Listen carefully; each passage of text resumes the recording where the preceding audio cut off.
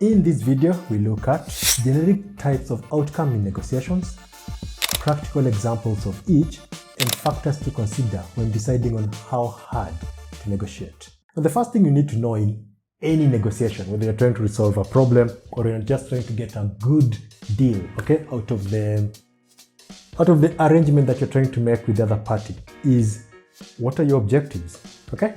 And what sort of outcomes do you desire? Objectives and outcomes are not the same thing. Objectives for negotiations are specific or ideally measurable statements of what a negotiator wants to achieve from the negotiation process. For instance, price reduction or an improvement in quality or delivery performance from a supplier. Now, assuming in the case of conflict resolution, then it comes down to the sort of, okay, what do you want from that process? But in this case, it could be to resolve the conflict.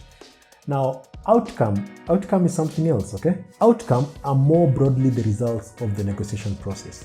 The outcome of a negotiation is what is actually happening, whether or not it was the objective of the negotiator. In short, what you want, those are your objectives.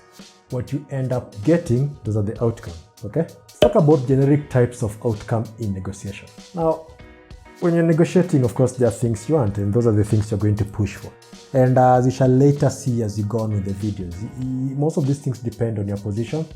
They also depend on the interest. But the generic outcomes will include, number one, win-lose. So in this case, one party wins, the other party loses. And sometimes it's going to be, I win at the expense of you losing. And the problem with that, you can straight away see the problem with that. The problem with that is that it makes the entire thing adversarial, okay? So if the thing is adversarial or zero-sum, then definitely it's going to affect the relationship. So these are things you need to sort of find out before you even start negotiating. Well, it's not necessarily the case that these are bad things. I mean, if that is the thing that you want, I want to win and expect you to lose, then there is just that. Number two, lose-lose. So in this case, neither party really gets what they desire. They're probably thinking, why would that be an objective? I mean, sometimes this is the result of compromising. Sometimes you compromise so much that in as much as you're both happy, you just didn't get what you want. And happy in this case will depend, okay? Number three, win-win. So in this case, both parties get as close as possible to what they actually wanted in that negotiation. A win-win approach is based on a commitment to mutually beneficial, collaborative solving of both parties' needs and problems, and preserving the relationship between the conflicting parties. Now let's look at how all that works in practice. And the best way, usually the easiest way to solve this, it's one of those stories which I'm certain you probably heard of this. Let's say we have two parties and there's an orange and they both want the orange, okay? So if two parties, two siblings are conflicting over an orange, and so that's the problem, okay? They both want it. In case of the first one, in case of win-lose outcome, then it's simple. The negotiators are just going to be adversarial. And so one party may just say, I'm taking it, and you get nothing, and that's pretty much it. So the bigger sibling just takes it and walks away.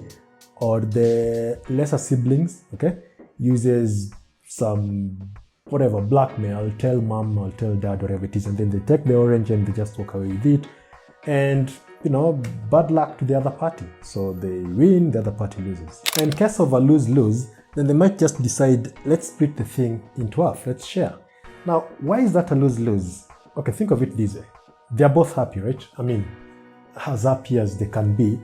But why exactly were they even conflicting over the orange? I mean, the first thing was, if I wanted the orange and you want it, it means I want the entire thing.